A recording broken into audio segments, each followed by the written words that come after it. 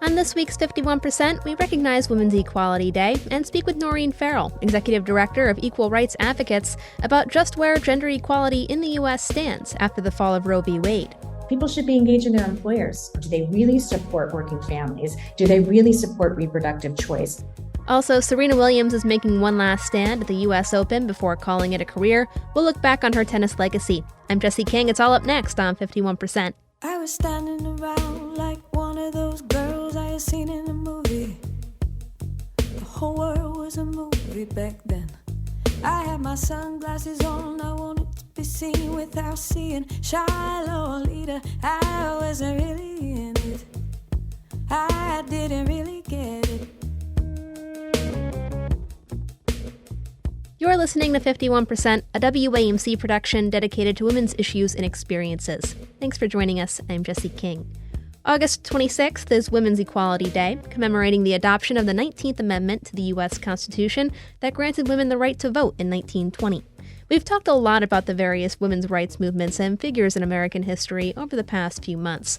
Because, well, some would argue that it's been a rocky summer for women's rights. The Supreme Court's decision to overturn Roe v. Wade was received by many, and again I say many because it's important to remember that there is a portion of the population that celebrated the decision, but many saw Roe's fall as not just a backslide of constitutional protection for abortion rights, but for gender equality as a whole.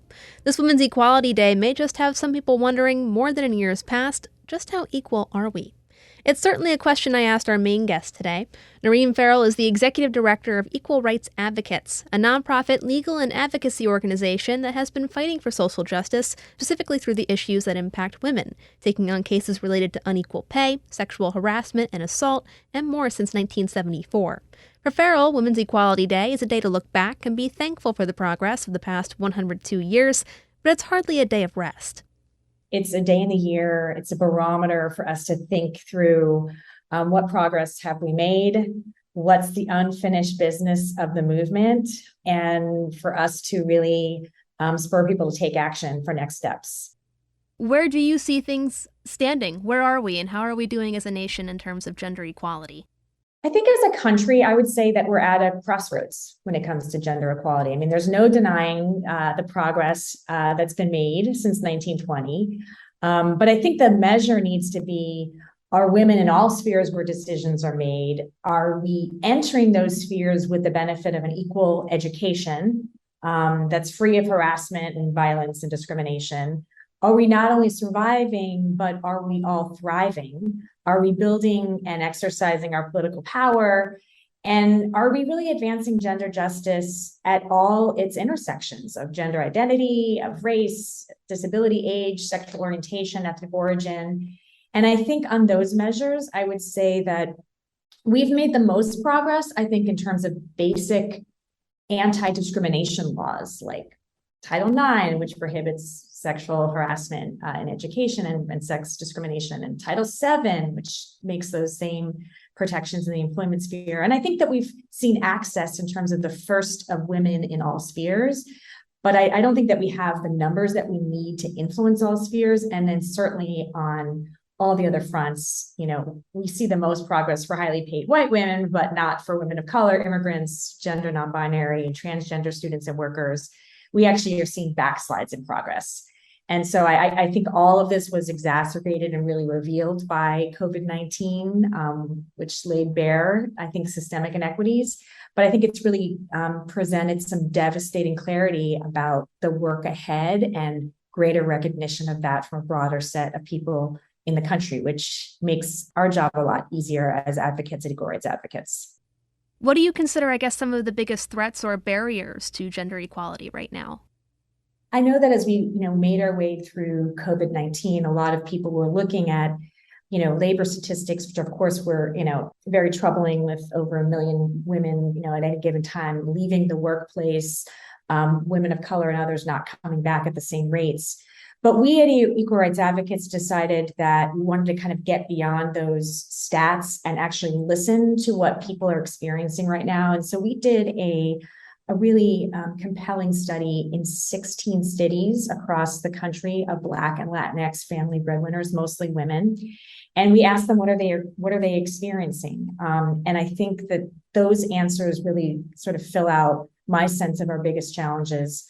They were incredibly concerned about workplace inequity and job insecurity, gender-based violence, a lack of affordable childcare, the incredible increase of debt and the inability to build wealth, which is so important to our power, including our political power, a general sense of voter disengagement. A lot of the places that we went mapped over places where there have been, gerrymandering and other sort of obstacles to voting passed through by state legislatures.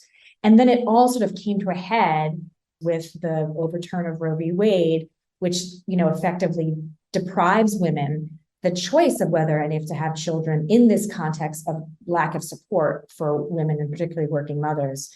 And so, I think that these create a real perfect storm that we hope will galvanize voters and workers and organizers in the short term. But they're substantial. And so we have our work cut out for us. I guess, are there any silver linings to point out? Are there any areas or jobs or states that you're watching that are actually making progress here? Yeah, I think certainly one, for example, silver lining of what happened during COVID was this recognition, finally, that women are essential workers, that we've always been essential workers. We always will be essential workers. And I saw really inspirational power building among low-paid workers, women workers in essential fields during COVID-19. A great example are tipped workers in the restaurant industry who, really as restaurants scrambled to keep employees, they were able to leverage that moment to increase demands for increased wages, one fair wage, an end to the sub-minimum wage in places like Michigan.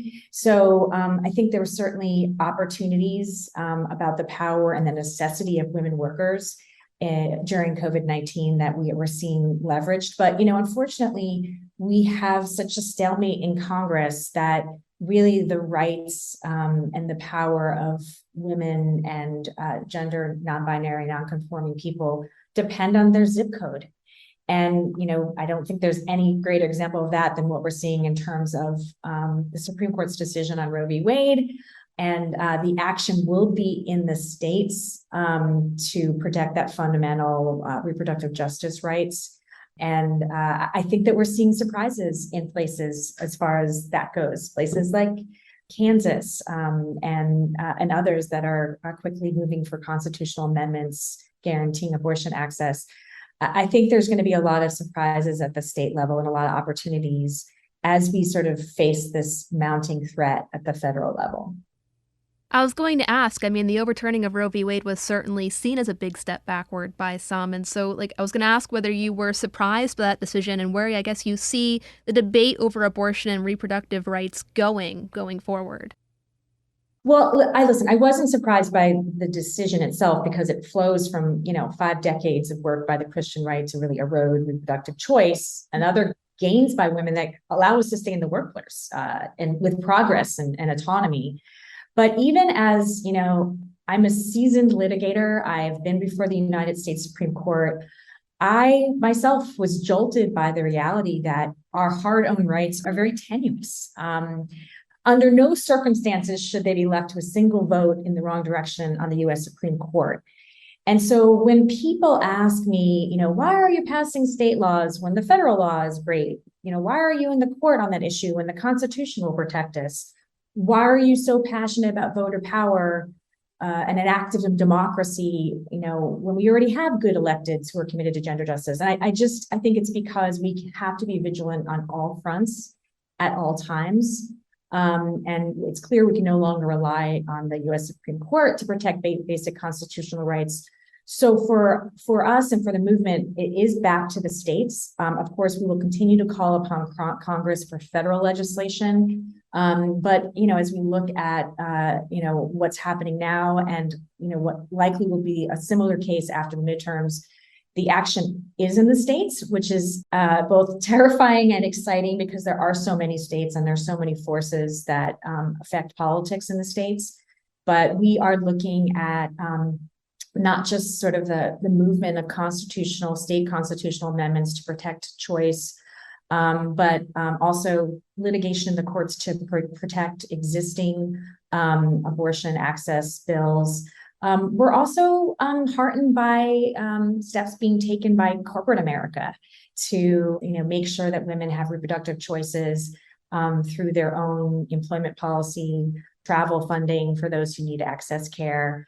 But again, we see those as being fraught and maybe open to litigation as well. So it's going to be a very active time for both creativity, but then also, I think, important litigation defense. And in all of this, the most important thing is for all of us to be exercising our political power to make sure that we have electeds in that reflect our values, because it all, a lot of this comes down to who our electeds are. And so I think this is a really important time to be as active as possible as workers as well, and voters. I agree. And I was going to ask, what do you think we can do to better promote gender equality? It sounds like voting is a big part of that. Are there other things that we can be doing to, further the cause?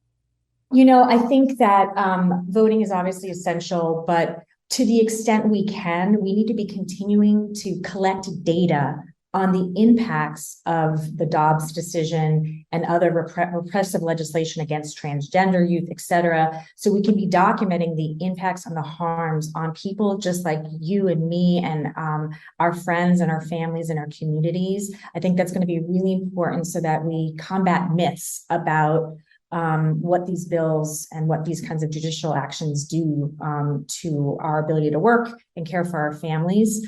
I think it's also an exciting time to get involved in policy work. Equal Rights Advocates has a community action team. If you go to our website at equalrights.org, where we engage, people across the country, every single state, on both state and federal legislation that impact gender, racial, and economic justice. So it's a great way to plug in through my organization and others on laws that will affect us in the years to come. People should be engaging their employers. They should be making sure that they, at this time of the Great Resignation, when workers are having more bargaining power, to be thinking about what do their employers offer? Do they really support working families? Do they really support reproductive choice? Do they really pay equally for the same work? This is a time where I think workers can be leveraging their power to demand more of employers that really impact a lot of these important areas of equity in their lives. Women's Equality Day, of course, recognizes the adoption of the 19th Amendment, which came about after the women's suffrage movement. Are there any lessons that we can take from these previous movements as we head into this new territory? Fortunately, I think there are. I think obviously the road to women's suffrage in the United States was really incredibly linked to racism. And, as white suffragists deprioritized Black civil rights in their campaign, we know that it took women of color, up until the Voting Rights Act of the 60s and beyond, to actually have access to polls without poll tax, literacy tests, and all the obstacles they had to exercising their political power. And so I just think that in this moment, it is very important that we continue to take a very intersectional approach to our feminism and gender justice, and don't once again repeat historic patterns and leaving behind more marginalized groups within the women's movement. I also think that this is a moment of incredible student and youth activism. I was happy to see the Biden administration made some progress on climate issues, because that is very much galvanizing the youth who see climate justice, gender justice, racial justice as very linked. And so again, really making sure that we're taking the lead from the youth who don't view our movement as a monolith. They view it as a cross-section of issues. And that's the way that we're going to build power across sectors. It's either all of us or none of us. And I think we can avoid some issues in the past by not getting ourselves siloed into identity politics, identity movement leading. And I've seen the most progress in our work from our ability to do that We formed a women's economic agenda a few years ago in California, which now we're trying to replicate in places across the country. And we brought together advocates that worked on poverty, that worked on childcare, that worked on workplace justice. We showed the intersections between criminal justice and gender justice in the bills that we passed. We were really express about the fact that policies in this country that strip assets from our communities, like terrible fines and fees, they disproportionately impact women of color. And so by taking a really intersectional cross-sector approach to building economic security, we've built allies. I think in the past 5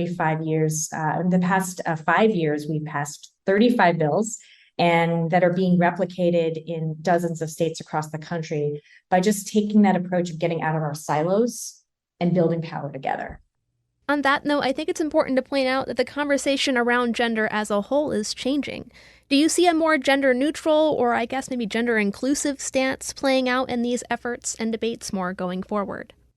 I think our hope is that we're seeing a much more gender inclusive conversation. I think the danger is of not recognizing the inherent power of gender stereotyping by moving to a gender neutral analysis. I think we need to make sure that we're very clear about a gender inclusive analysis.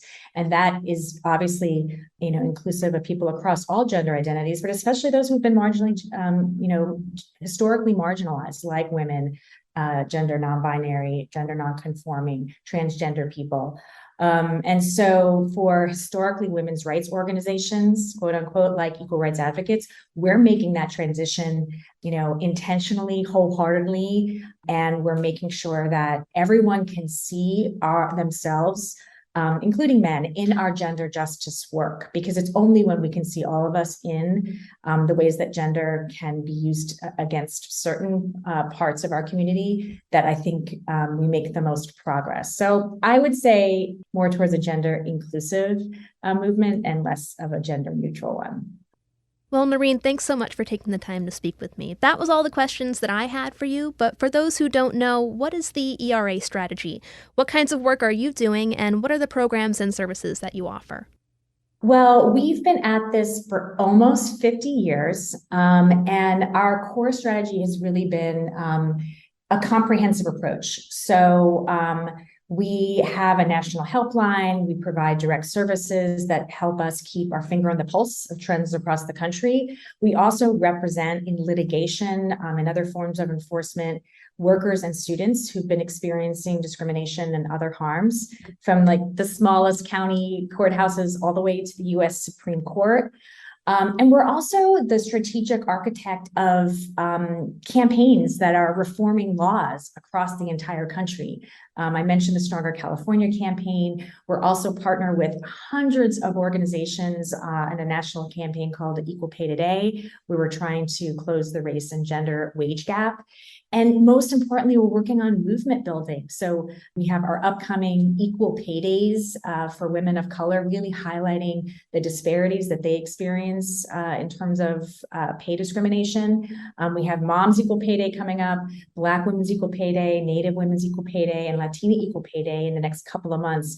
And we've been able to mobilize and touch over 100 million people through social media, through our action teams, to take action to really help support closing the pay gap that costs us millions of dollars over the course of our career. So there's any number of ways for people to get involved. Just one more thing to add, that it is the 50th anniversary of Title IX of the Education Amendments of 1972, which prohibits sex discrimination in education. And we have a really powerful education equity campaign here at Equal Rights Advocates. We are activating a lot of students on an upcoming comment to the Office of Education on Title IX regulations, and we'll be engaging students across the country who want to join in and making sure that the interpretation of that important law to our schools is correct in these regulations. So if you want to learn more about that, please, again, follow us on Twitter, come to our Instagram, our website, join our action team, and we'll get all of you that want to be involved in our incredible work for students and in partnership with students. Noreen Farrell is the executive director of Equal Rights Advocates, a nonprofit legal and advocacy organization focused on women's rights. You can learn more at equalrights.org. Women's Equality Day is August 26th. Noreen, thanks so much for taking the time. Great to talk to you.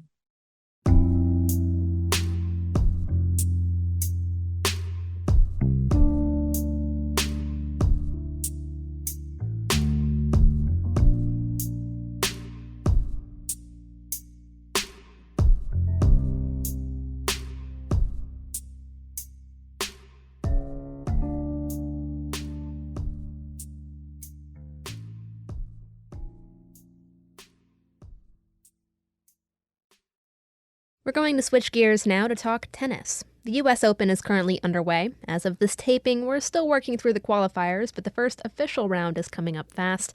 And one of the biggest stories so far is not number one Daniil Medvedev or Iga Swiatek, but Serena Williams, currently ranked 410th by the WTA.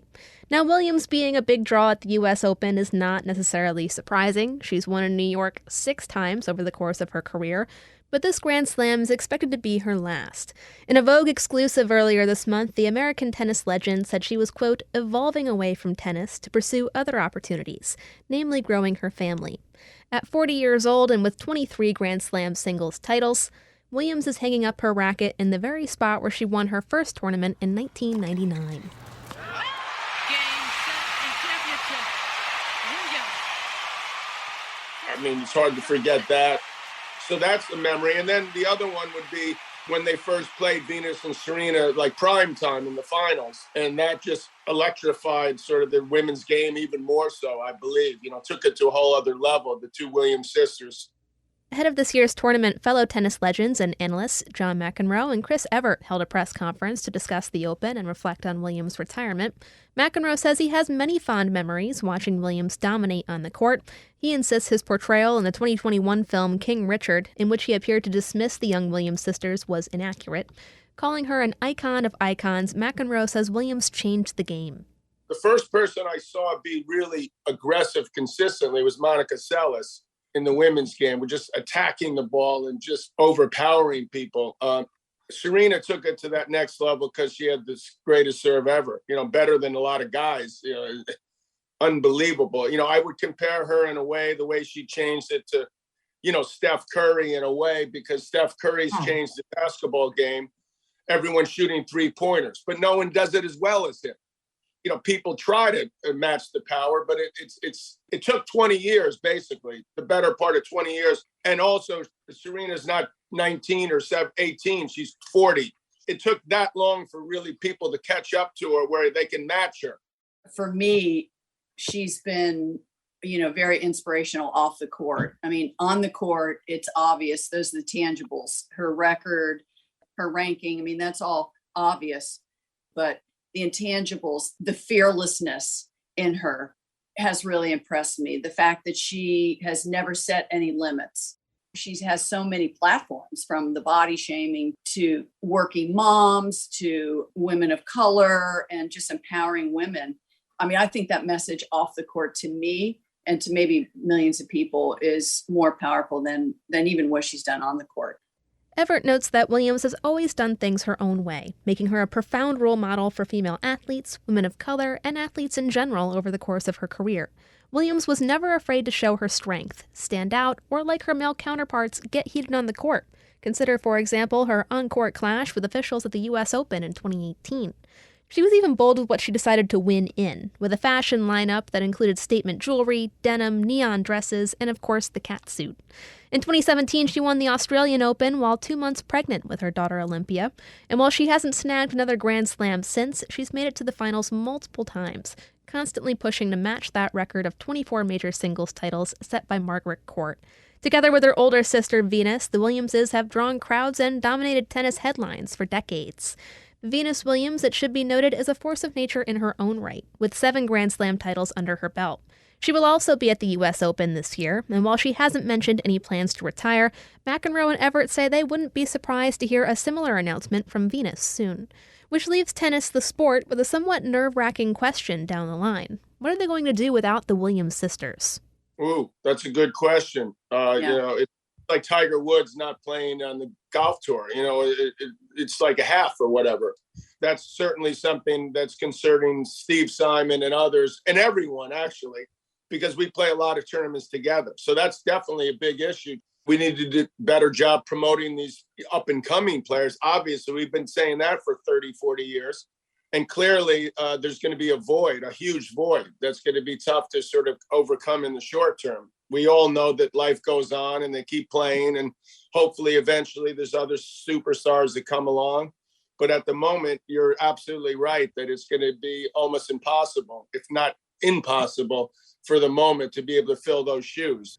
For one more U.S. Open at least, all eyes are on Serena Williams.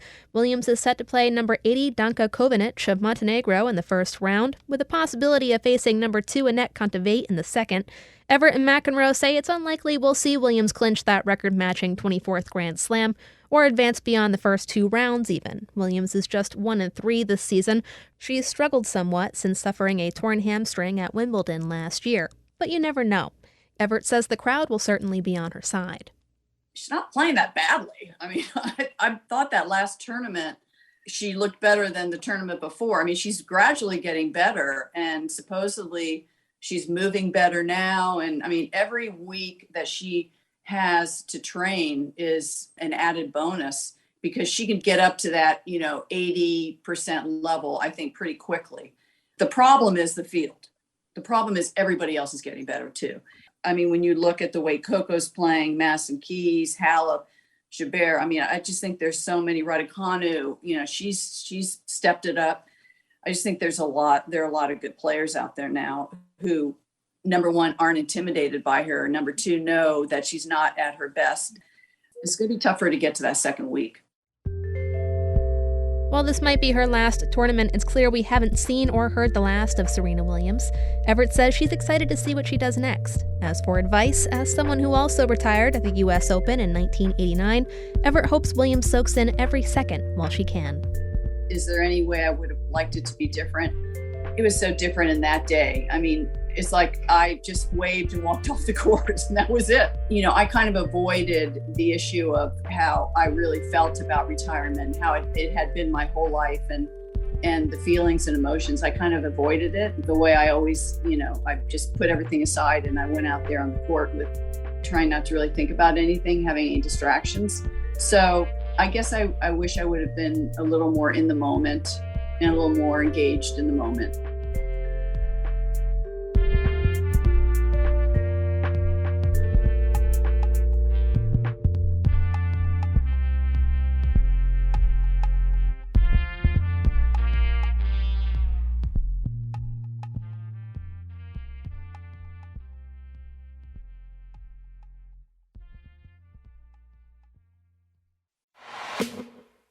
That's a wrap on this week's 51%. 51% is a national production of WAMC Northeast Public Radio. It's produced by me, Jesse King. Our executive producer is Dr. Alan Chartock, and our theme is Lolita by the Albany-based artist Girl Blue. A big thanks again to our main guest today, Noreen Farrell, for joining us this week. To learn more about our guests and the show, check us out at WAMCpodcasts.org. You can find episodes new and old there as well, or wherever you get your podcasts. We're also on Twitter and Instagram at 51% Radio. Let us know what you think, and if you have a story you'd like to share as well. Until next week, thanks again for tuning in. I'm Jesse King, 51%. I was every single girl, I was nobody else, I was so sure of myself. I was 15 and a half, he was a hollow laugh. And I lost my cool somewhere along the way. The nightmare down the hallway, I had to learn how to look away. I lost my cool, no electricity, hot rain on the concrete, sweet bells in little girl dreams. They said, oh, I want a big life, not a house I could have been like. Where are you taking me? Where are you taking me? Said